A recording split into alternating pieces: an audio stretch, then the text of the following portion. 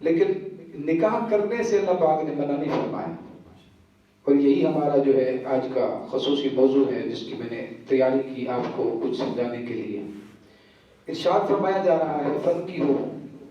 نکاح کرو تم مَا طَابَ لَكُم مِّنَ النِّسَاء، ان عورتوں کے ساتھ جو تمہیں پسند ہیں، مثنیٰ وثلاثہ ورباع، دو عورتوں کے ساتھ نکاح کر لو، تین عورتوں کے ساتھ نکاح کر لو، یا چار عورتوں کے ساتھ نکاح کر لو۔ وَإِنْ خِفْتُمْ أَلَّا تَعْدِلُوا فَوَاحِدَةً، دو عورتوں کے ساتھ نکاح کرنا، تین عورتوں کے ساتھ نکاح کرنا اور چار عورتوں کو نکاح کے اندر رکھنا، اسلام اس کی اجازت دیتا ہے، لیکن اس کو اللہ پاک نے مشروط کیا ہے عدل کے ساتھ، کہ اگر تم یہ سمجھتے ہو کہ تم تین بیوییں بھی رکھو تو تینوں کے درمیان عدل کرو گے تو پھر تم تین شادی بھی کر سکتے ہو، اور اگر تمہیں یہ خوف ہے کہ تم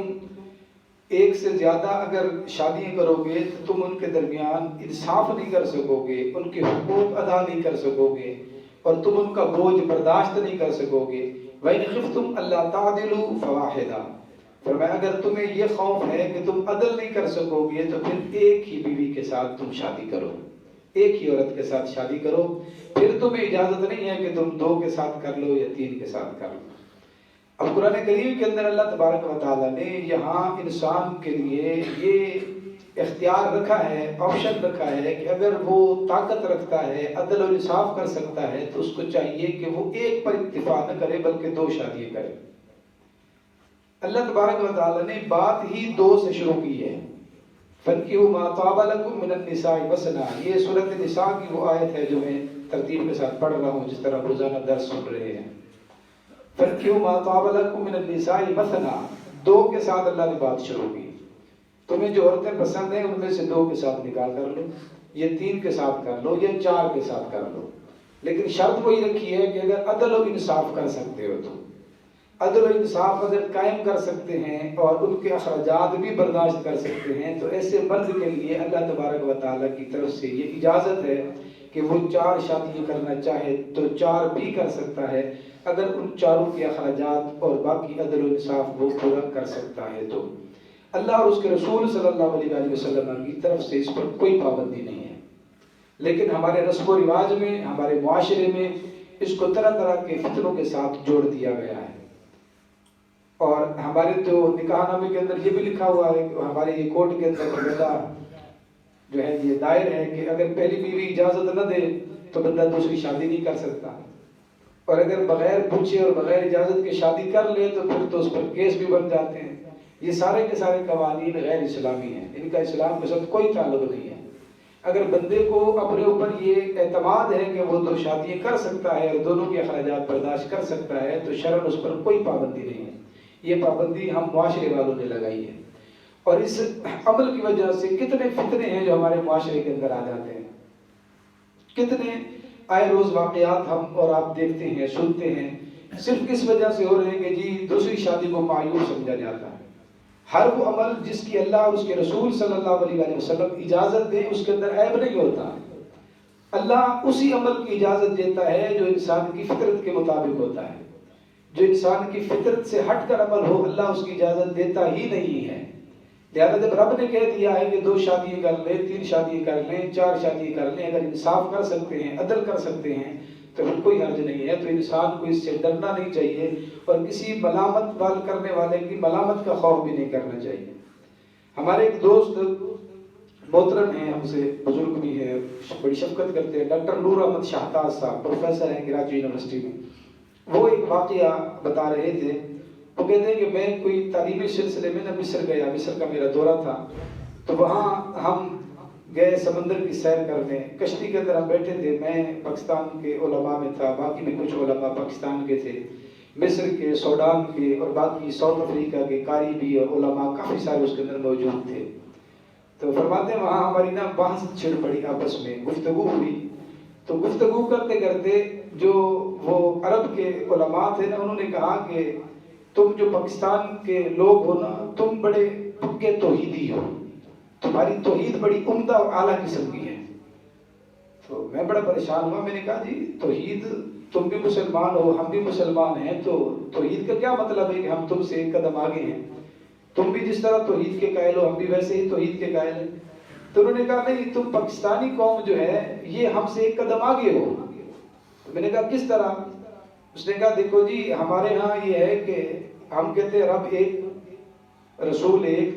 قرآن ایک۔ تو ڈاکٹر صاحب کہنے لگے کہ ہم بھی تو یہی کہتے ہیں کہ رب ایک ہے ہمارا رسول ایک ہے، ہماری کتاب قرآن ایک ہے۔ تو انہوں نے کہا نہیں نہیں، تم ہم سے ایک قدم آگے ہو۔ انہوں نے کہا کہ ہم ایک قدم آگے کیسے ہیں؟ تو عرب کے جو علماء تھے وہ کہنے لگے ہمارے ہاں تو توحید یہ ہے کہ رب ایک ہے، رسول ایک ہے اور قرآن ایک ہے۔ تم پاکستانی جو ہو تمہارے ہاں توحید یہ ہے کہ رب ایک ہے، رسول ایک ہے، کتاب ایک ہے اور بیوی بھی ایک ہے۔ تم بیوی دوسری بیوی بھی نہیں کہہ سکتے، کیونکہ عرب کے اندر دو دو چار چار شادی عام رواج ہے ان کا اور عموماً وہاں ہوتی ہے۔ تو کہتے ہیں کہ جب اس نے یہ بات کی نا کہ تم ایک قدم آگے ہو کہ تم ایک بیوی کے علاوہ دوسری بیوی رکھنا بھی کوئی گناہ سمجھتے ہو، تو کہتے ہیں میں نے پھر قرآن کی یہ آیت پڑھی کہ میں نے کہا کہ اللہ پاک نے یہ فرمایا ہے وَإِنْ خِفْتُمْ أَلَّا تَعْدِلُوا فَوَاحِدَةً، کہ رب نے جب یہ کہہ دیا ہے کہ اگر تم عدل نہیں کر سکتے تو پھر تم ایک ہی بیوی کرو۔ تو کہتے ہیں جب میں نے یہ بات کی نا میں نے تو دلیل دی، آگے سے انہوں نے جو جملہ کہا اس نے میری آنکھیں کھول دی۔ انہوں نے یہ کیا کہا جواب میں؟ انہوں نے کہا کہ اس کا مطلب یہ ہے کہ تم پاکستان کی قوم نے یہ طے کر لیا ہے کہ تم غیر عادل قوم ہو، تم یہ سمجھتے ہو کہ تم عدل نہیں کر سکتے، تم غیر عادل قوم ہو اور یہ تم اپنے اوپر ظلم کر رہے ہو۔ تم یہ کیوں نہیں ہمت کرتے کہ عدل کرنے کی کوشش کرو؟ تم عادل بننے کی کوشش کیوں کرتے ہو؟ تم صرف اس پر اتفاق کر کے بیٹھ گئے ہو کہ ہم عدل نہیں کر سکتے۔ عدل تو اللہ تبارک و تعالیٰ تمہیں توفیق دے گا، وہ ہو سکتا ہے۔ تو بہرکیف یہ جو کلچر ہے صرف ایک شادی کا، یہ ہمارے پاکستان کے اندر ہے، اور یہ موضوع چھیڑنے کا مقصد صرف یہ ہے کہ آپ کو یہ پتہ ہونا چاہیے کہ اگر کوئی بندہ کر لیتا ہے تو اس کو تان و تشنیع کا نشانہ نہیں بنایا جانا چاہیے۔ ہمارے معاشرے کے اندر اگر کوئی بندہ دوسری شادی کر لے اس کو بس اوقات جو ہے وہ گاؤں سے نکال دیتے ہیں، گھر کے اندر جائیداد سے بے دخل کر دیتے ہیں، طرح طرح کے فتنے فساد شروع کر دیتے ہیں۔ تو اسلام قطعاً اس کی اجازت نہیں دیتا۔ اسلام ایک معتدل دین ہے، اللہ تبارک و تعالیٰ نے اس دین کو انسان کی فطرت کے مطابق بنایا ہے۔ یاد رکھیں جس طرح انسان کے پیٹ کی بھوک ہے کہ جب بندے کے پیٹ کے اندر بھوک ہو اور وہ بندہ جو ہے اپنا پیٹ بھرنے کے لیے اس پیٹ کی بھوک مٹانے کے لیے دوسروں کا جو ہے وہ نوالا چھیننے کی کوشش کرتا ہے، دوسروں کے کھانے پر ڈاکہ ڈالنے کی کوشش کرتا ہے۔ اس پیٹ کی آگ اور بھوک کو مٹانے کے لیے بندے چور بن جاتے ہیں، لٹیرے بن جاتے ہیں، ڈاکو بن جاتے ہیں۔ اسی طرح جو نفس کی خواہش ہے یہ بھی اس پیٹ کی بھوک سے کہیں بڑھ کر ہوتی ہے۔ یہ جو انسان کی جنسی خواہش ہے یہ انسان کے پیٹ کی بھوک سے زیادہ انسان کو خراب کرتی ہے۔ اس کی وجہ سے انسان کا ذہن مفلوج ہو جاتا ہے، ذہن کمزور ہوتا ہے، اور جب ذہن کمزور ہو جاتا ہے تو شیطان کو رستہ ملتا ہے۔ شیطان انسان پر حملے شروع کر دیتا ہے اور شیطان انسان کو اس گناہ کی طرف لے جاتا ہے جسے اللہ تبارک و تعالیٰ نے بڑا گناہ شامل شمار کیا ہے، جس کے لیے اللہ تبارک و تعالیٰ کے محبوب صلی اللہ علیہ وسلم نے وعید فرمائی کہ شرک کے بعد بڑا گناہ جو ہے وہ زنا کرنا ہے۔ انسان بدکاری کی طرف چلا جاتا ہے اس خواہش کو جو ہے وہ پورا کرنے کے لیے۔ اس لیے اللہ تبارک و تعالیٰ نے انسان کو ایک فطرت دی، ایک دین دیا جو فطرت کے مطابق ہے، اور اس دین کے اندر اللہ تبارک و تعالیٰ نے انسان کی اس جبلی اور انسان کی اس فطرتی خواہش کو پورا کرنے کے لیے اسے ایک راستہ دیا ہے جس کو نکاح کرنا کہتے ہیں، شادی کرنا کہتے ہیں، کہ انسان نے اپنی ضرورت کو پورا کرنا ہے تو اللہ تبارک و تعالیٰ نے اس کے لیے نکاح کا نظام رکھا ہے۔ اور نکاح ایک ایسی عبادت ہے جو حضرت آدم علیہ نبینا علیہ السلام سے شروع ہوگی اور قیامت تک جتنی بھی شریعتیں ہیں ان تمام کے اندر یہ عبادت جو ہے برقرار رکھی گئی۔ حضرت آدم سے شروع ہوگی اور قیامت تک آنے والے جتنے بھی نبی ہیں، جتنی بھی شریعت قیامت تک چلے گی کہ شریعت محمدی آخر میں، یہ ساری کی ساری کے اندر نکاح جو ہے یہ عبادت کے طور پہ رہا ہے۔ تمام اللہ تبارک و تعالیٰ کے انبیاء جو آئے انہوں نے اپنی امت کے اندر اس عبادت کو برقرار رکھا، اور اللہ تبارک و تعالیٰ نے ہر مذہب کے اندر کسی نہ کسی طریقے سے اس سنت کو قائم رکھا، اور یہ ایک عبادت ہے۔ انسان جب شادی کرتا ہے تو ظاہراً وہ انسان اپنی خواہشات پوری کر رہا ہے، انسان اپنی جنسی خواہش کو تسکین دینے کے لیے یہ کر رہا ہے،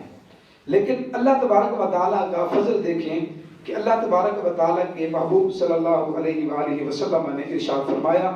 کہ جب کوئی بندہ نکاح کرتا ہے تو وہ نکاح کرنے کی وجہ سے یعنی شادی کرنے کی وجہ سے صرف اپنی ضرورت کو جسمانی ضرورت کو پورا نہیں کر رہا ہوتا بلکہ وہ اللہ تبارک و تعالیٰ کی عبادت کر رہا ہوتا ہے. اور کتنا بڑا فریضہ کتنی بڑی عبادت ہے. آقا کریم صلی اللہ علیہ وآلہ وسلم نے فرمایا, حضرت انس رضی اللہ تعالیٰ عنہ کی حدیث ہے, حضور نے فرمایا من اراد ان یلقى اللہ طاہرا مطہرا فلیتزوج الحرائر. فرمایا تم میں سے جو بندہ یہ چاہتا ہے کہ وہ اللہ تبارک و تعالیٰ کے ساتھ پاکیزہ حالت میں ملاقات کرے, پاک ہونے کی حالت میں ملاقات کرے, تو اس کو چاہیے کہ وہ آزاد عورتوں کے ساتھ شادی کرے. شادی کرے. شادی شدہ بندہ جو ہے وہ طاہر ہوتا ہے, مطہر ہوتا ہے, صاف ستھرا ہوتا ہے اور صفائی کو اور پاکی کو پسند کرنے لگتا ہے, گناہوں سے بچ جاتا ہے. اسی طرح آقا کریم صلی اللہ علیہ وآلہ وسلم نے ایک اور حدیث کے اندر ارشاد فرمایا اذا تزوج العبد فقد استكمل نصف الدين فليتق الله نصف الباقي. فرمایا جب بندہ شادی کر لیتا ہے تو وہ اپنا آدھا ایمان پورا کر لیتا ہے. یہ شادی کرنا اس کو نصف ایمان کہا گیا ہے. حضور فرما رہے ہیں اذا تزوج العبد فقد استكمل نصف الدين کہ جو بندہ شادی کرتا ہے شادی کے بعد اس نے اپنا آدھا ایمان آدھا دین مکمل کر لیا. فَلْيَتَّقِ اللَّهَ نِصْفَ الْبَاقِي. اس کو چاہیے کہ باقی آدھے کے معاملات میں وہ اللہ سے ڈرتا رہے. تو گویا یہ شادی انسان کے لیے اتنا بڑا فریضہ ہے کہ اس کی وجہ سے انسان کا آدھا دین جو ہے وہ پورا ہو جاتا ہے. ہمارے معاشرے کے اندر شادی کی طرف جو ہے وہ لوگوں کا رجحان تو ہوتا ہے, کرتا ہے ہر بندہ, لیکن اس کے لیے جو وقت مقرر ہوتا ہے, جو مختص ہے, جو عمر ہے شادی کرنے کی, بہت سارے لوگ وہ عمر گزر جاتی ہے تو بعد میں شادی کر رہے ہوتے ہیں. شادی سے مقصود کیا ہوتا ہے؟ مقصود یہ ہوتا ہے کہ انسان شادی اس عمر کے اندر کرے کہ جہاں انسان کی شہوت کا غلبہ ہے اور یہ زیادہ چانس ہے کہ یہ بندہ گناہ کی طرف چلا جائے. گناہ سے بچنے کے لیے, اپنے آپ کو عصمت کے اندر رکھنے کے لیے, گناہ سے بچانے کے لیے, اپنے آپ کو جو ہے وہ گناہ سے محفوظ رکھنے کے لیے, سوسائٹی کے اندر اس ناصور کو جو ہے وہ روکنے کے لیے کہ کہیں سوسائٹی کے اندر یہ چیز نہ پھیل جائے,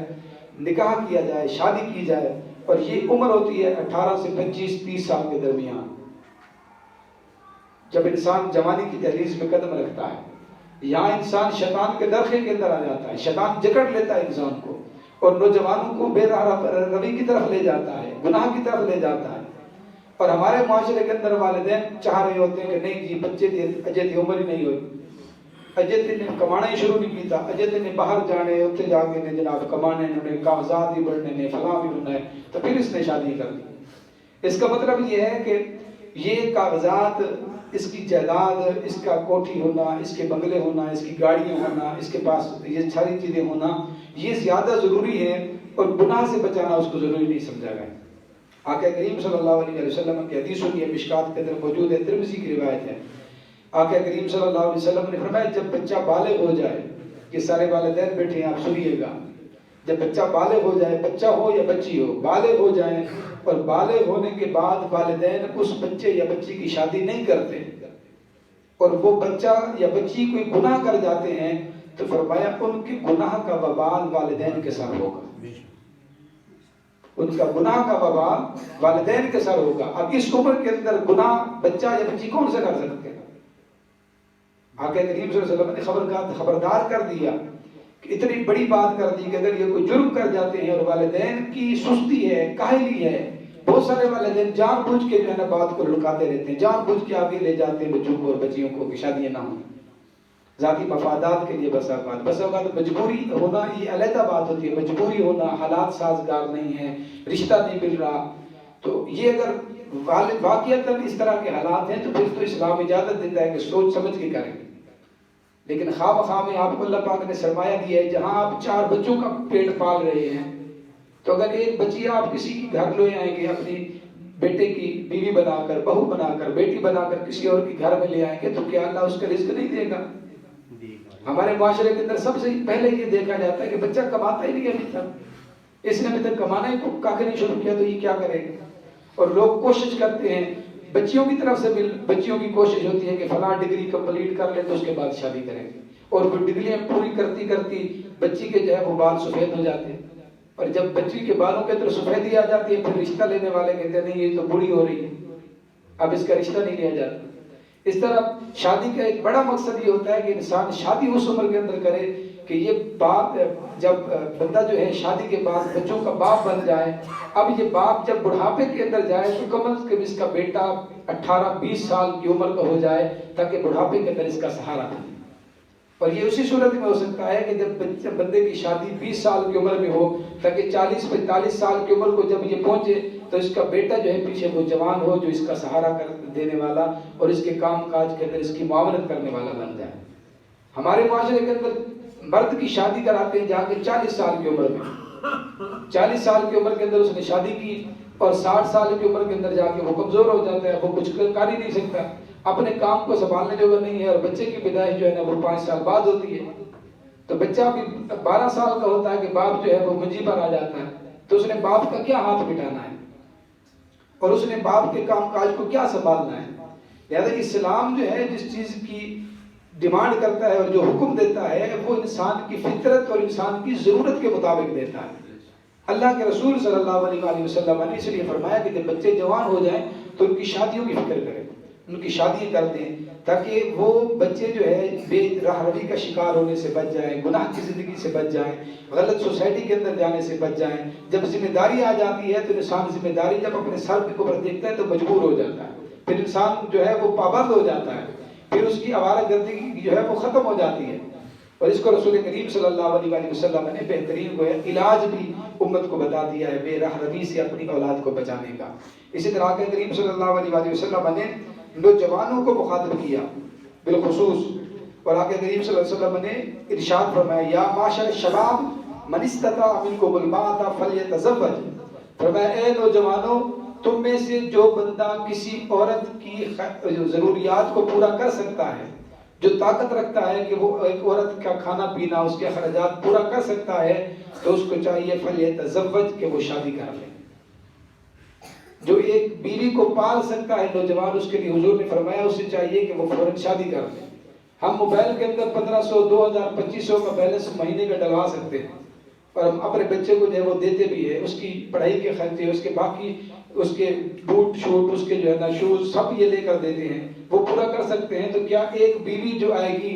وہ کتنی روٹیاں کھا جائے گی گھر کے اندر؟ اس لیے آقا کریم صلی اللہ علیہ وسلم نے بڑا خوبصورت نظام دیا، فرمایا تم میں سے جو بندہ ایک عورت کے اخراجات برداشت کر لیتا ہے نوجوانوں میں سے، اس کو چاہیے کہ وہ اپنی جو ہے وہ شادی کر لے، اور فرمایا فَإِنَّهُ غُضٌّ لِلْبَصَرِ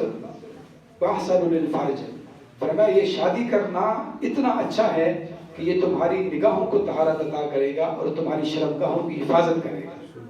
تمہاری نگاہیں بھی پاکیزہ ہوں گی اور تمہاری شرمگاہیں بھی محفوظ ہوں گی، تم شادی کر لو۔ اور فرمایا وَمَن لَّمْ يَسْتَطِعْ فَعَلَيْهِ بِالصَّوْمِ فَإِنَّهُ لَهُ وِجَاءٌ،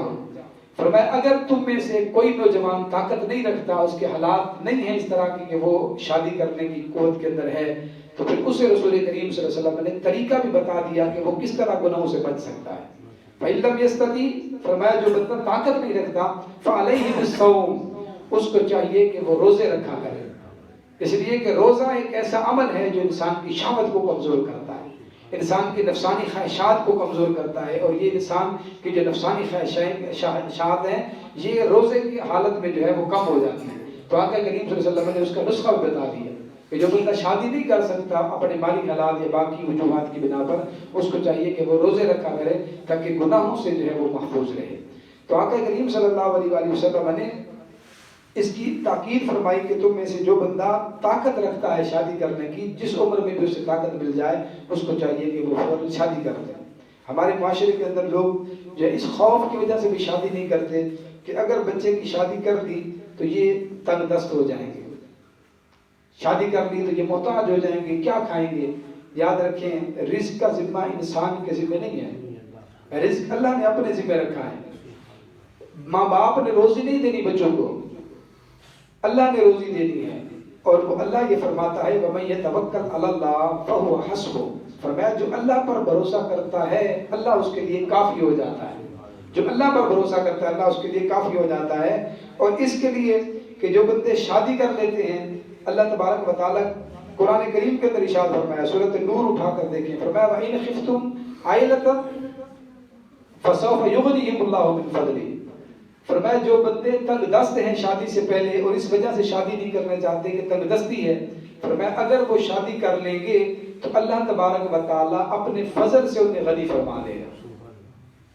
इसका मतलब ये हुआ कि अल्लाह तबारक व तआला की जो ज़ात है वो हमें ये बात बावर कराना चाहती है कि तुम तंगदस्ती की वजह से शादी से न रोको। अगर तंगदस्ती की वजह से शादी से रुक गए कि तंगदस्ती है तो शादी नहीं करते, फरमाया तुम इसकी फिक्र न करो। अगर तंगदस्त हैं और तुम शादी कर देते हो उनकी तो अल्लाह तबारक व तआला अपने फजल से उन्हें गनी फरमा देगा। उन्हें माल देना, उनकी ज़रूरत को पूरा करना, उनकी ज़रूरत की चीज़ें उन्हें देना, ये अल्लाह तबारक व तआला ने अपने ज़िम्मा पर लिया है। इसी तरह के करीम सल्लल्लाहु अलैहि वसल्लम ने भी एक हदीस के अंदर फरमाया कि तुम में से जो बंदा इस खौफ से शादी नहीं करता, मखाफत अइलत अलैहि, इस तरह के लफ्ज़ हदीस के अंदर आते हैं। उन्होंने फरमाया जो बंदा इस खौफ से शादी नहीं करता कि मैं तंगदस्त न हो जाऊं, फरमाया फलैसा मिन्ना, वो बंदा हम में से है ही नहीं। जो बंदा ये खौफ रखे कि जी मैं शादी करूंगा तो तंगदस्त हो जाऊंगा, हुजूर ने फरमाया वो हमारे तरीके पर नहीं है। तो ये सारी हदीसें हैं और इसके अलावा कसीर तादाद के अंदर आका करीम सल्लल्लाहु अलैहि वसल्लम की आपको हदीस मिलेगी जो सिर्फ ये बात इंसान को बावर कराना चाहती हैं कि इंसान को अपनी औलाद की भी और अपनी भी शादी जो है वो जल्द कर लेनी चाहिए ताकि इंसान गुनाह से जो है वो अपने आप को बचा ले। इसलिए कि दीन इस्लाम का जो बुनियादी तकाजा है वो ये है कि दीन इस्लाम अपने मानने वालों को किसी भी गलत सोसाइटी के अंदर, किसी भी गलत माहौल के अंदर और किसी भी गुनाह की तरफ जाने की इजाज़त नहीं देता। इस्लाम इंसान को गुनाह से बचाना चाहता है, इंसान इस्लाम को इस्मत अता फरमाना चाहता है, इंसान को पाकीज़गी अता फरमाना चाहता है। और पाकीज़गी के जो फितरती तरीके हैं अल्लाह तबारक व तआला ने उनको इंसानों के लिए पसंद फरमाया है और आका करीम सल्लल्लाहु अलैहि वसल्लम ने इसको पसंद फरमाया है। हमारे माशरे के अंदर ज़ाती रंजिशों की वजह से बहुत सारे रिश्ते ठुकरा दिए जाते हैं। आका करीम सल्लल्लाहु अलैहि वसल्लम ने फरमाया अगर तुम्हें कोई ऐसा बंदा तुमसे जो है वो निकाह करना चाहता है, निकाह का पैगाम देता है, तुम्हारी औलाद के लिए किसी ऐसे बंदे का निकाह का पैगाम आता है कि जिसकी आदतें अच्छी हैं, जिसका दीन भी तुम समझते हो कि ये मुसलमान है, उसके अखलाक भी अच्छे हैं, फरमाया फिर उसको मना ना किया करो बल्कि रिश्ता उसे दे दो। और आगे हुजूर ने फरमाया अगर तुम वो रिश्ता नहीं करते कि जिस बंदे का अखलाक भी अच्छा है, जिस बंदे का किरदार भी अच्छा है और तुम्हारी सोसाइटी का बंदा भी है, तुम देखते हो कि है भी मुसलमान, उसका किरदार भी ठीक है, सीरत भी अच्छी है, सूरत भी ठीक है और तुम उसको रिश्ता नहीं देते, तो मैं अगर तुम न दोगे तो इसकी वजह से बहुत बड़े फितने ज़मीन के अंदर जन्म लेंगे। आज हमारी माशरे के अंदर बहुत सारे रिश्ते जो है और फितने इस वजह से रिश्ते नहीं होते कि हम ज़ाती अनाएँ हमारी जो है वो आड़े आ जाती है और उसकी वजह से बहुत ज़्यादा फितने जो है सोसाइटी के अंदर पाए जाते हैं। तो ये सारे के सारे फितने जो हमारी सोसाइटी के अंदर, मुआशरे के अंदर हमें नज़र आते हैं, इन तमाम फितनों से अपने आप को बचाने के लिए और मुआशरे को अच्छा मुआशरा बनाने के लिए, एक पाकीज़ा माहौल मुआशरे को देने के लिए ज़रूरी है कि हम अपनी औलादों की जो है वो शादी की फ़िक्र करें। जिस उम्र के अंदर शादी करनी चाहिए उस उम्र के अंदर करें ताकि वो शादी के जो मुफीद और जो फ़ायदे हैं वो हमारी औलाद जो है वो हासिल करें। आका करीम सल्लल्लाहु अलैहि वसल्लम ने इस बारे में जो ताकीदात फरमाई इस पर कसीर मवाद है, इंशाअल्लाह फिर किसी वक्त इस पर मज़ीद गुफ्तगू करेंगे। अल्लाह पाक हम सबको इन बातों को समझने और अमल की तौफीक अता